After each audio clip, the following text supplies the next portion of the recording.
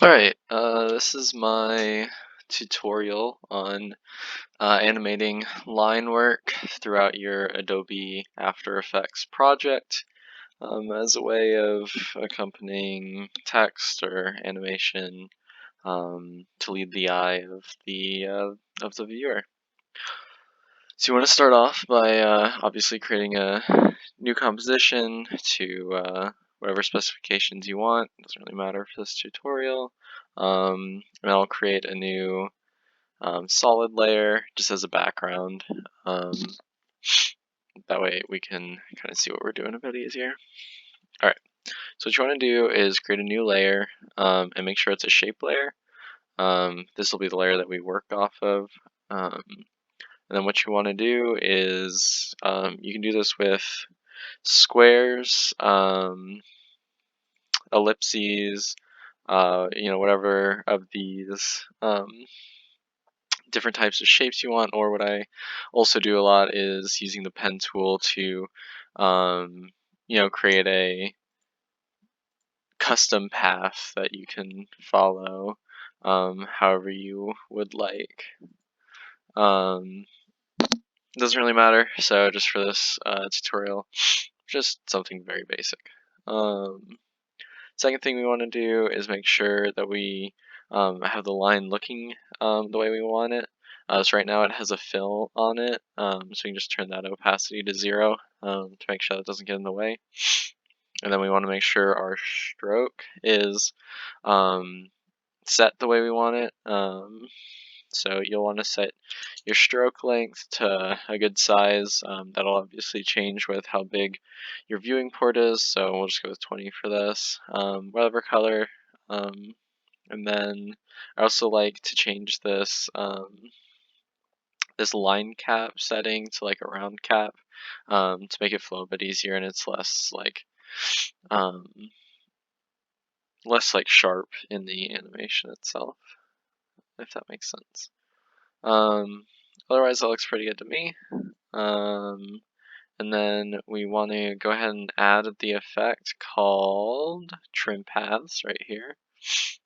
So that'll bring up its own section. You'll go to wherever you want to start the animation and turn on the start and end time markers.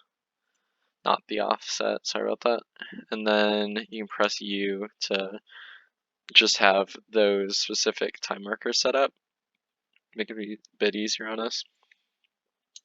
Set the end to 0 so that they're both at 0, 0. And then go to wherever you want the end of this animation to be. And then you can set them both to 100%.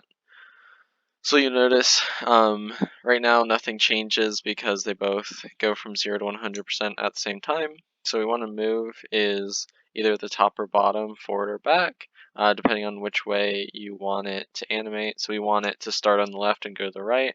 And so we just offset this top row slightly. And you want to keep these together so that they're still in like proportion to each other. So if you want like a really long one, you can move it farther to the right, or a really short one to be moved farther to the left, and that'll make sense in a second. So I'll go ahead and play that. You can see as it renders that basically the line is as long as the gap between these 2 points. So like I was saying earlier, if you want to make the line shorter, you'll want to move these 2 points closer together, and that way we'll see now, oops, it creates a line segment that's much shorter. Or conversely, if you want a really long line segment, in fact one that like creates the entire path before fully diminishing, you can bring them like farther apart and set the start of the start line and the end of the end line together, and that way it'll complete before going through its diminishing process. There's a lot of fun things that you can do with this, and like I said earlier, you can do this on a bunch of different shapes, not just the line tool, so that makes it really easy as like an accompanying factor if you want. Sorry,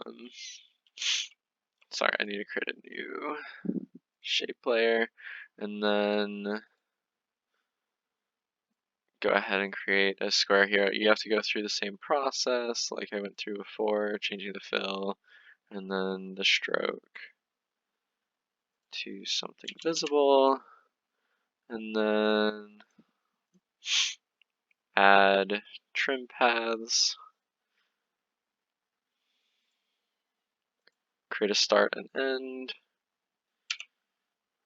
and then make sure the end's set to 0%, and then go forward, set them both to 100, top section offset, and then you can see that there's a line that makes the shape. And that's about it. Thanks for watching.